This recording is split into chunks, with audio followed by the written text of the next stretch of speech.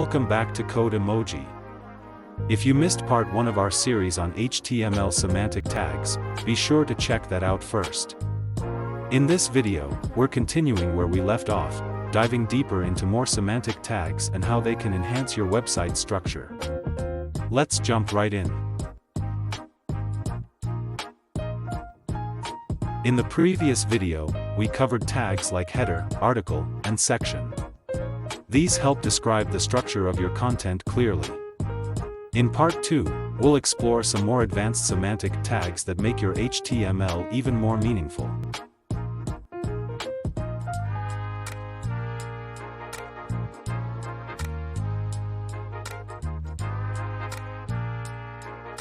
Let's start with the aside tag. This tag is often used for content related to the main content, like sidebars, quotes, or related links. As you can see, the aside element contains information that complements the main article.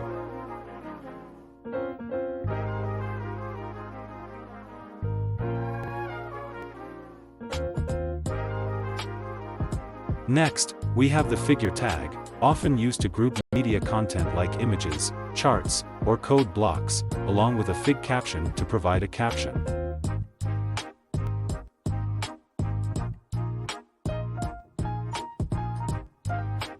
The main tag is crucial for screen readers and search engines. It defines the central content of your page, and there should only be one main element per page. The main tag helps differentiate your core content from other areas like headers and footers, improving accessibility.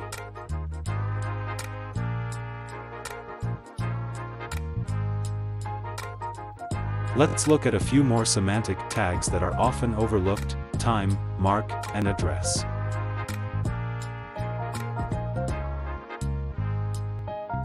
The time tag represents a specific time or date. The datetime attribute provides the machine-readable format, while the text inside is human-readable.